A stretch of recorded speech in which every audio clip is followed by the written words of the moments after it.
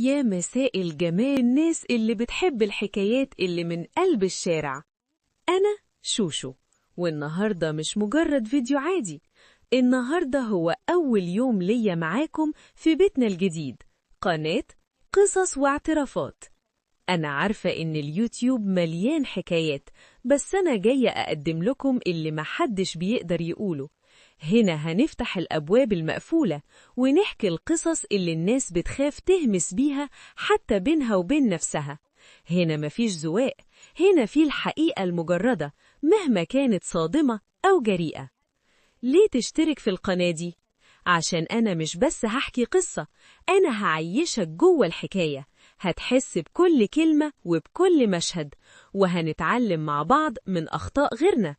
قصص خيانة، قصص حب ممنوع، وأسرار بيوت ما كنتش تتخيل إنها موجودة أصلاً. وعشان دي البداية، أنا محضرة لكم مفاجآت وحكايات تقيلة جداً. وأول حكاية هنبدأ بيها هي حكاية سيد ومرات عمه لين، وكسرت كل القواعد.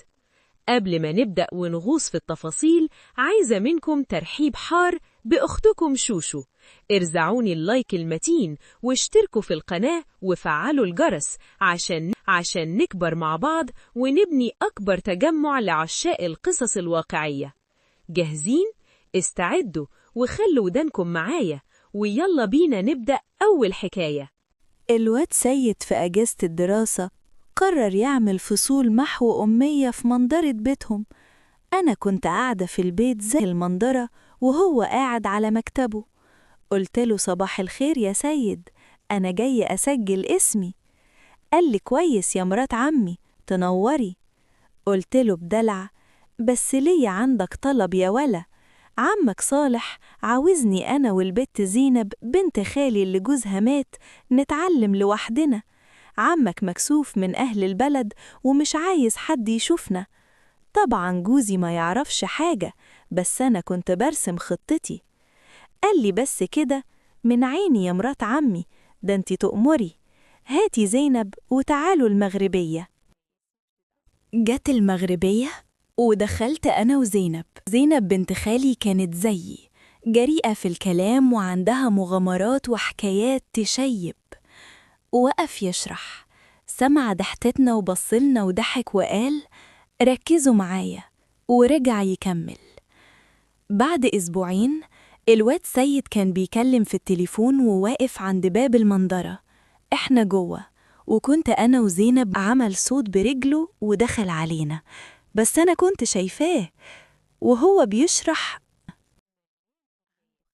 وقف قدام السبورة يشرح، لمح بنت خالي زينة أستاذ، ابقى علم عمك وقف ازاي. في آخر الدرس أنا عملت حركة خطيرة. أنا قلت له جوزي مسافر الصعيد أسبوع ومش هعرف آجي، تيجي بكرة تتعشى معانا وناخد الدرس في دارنا. تاني يوم جه دخل البيت ومفيش غيري. أنا كنت قصد أطير زينب وأولاد جوزي. عايز أصحح الواجب وأنا حاسس بالأول مزدوجة. أنا عايزكم بكرة في داركم وزينب تكون جاهزة قبلك. وهنا بدأ الجنون المزدوج.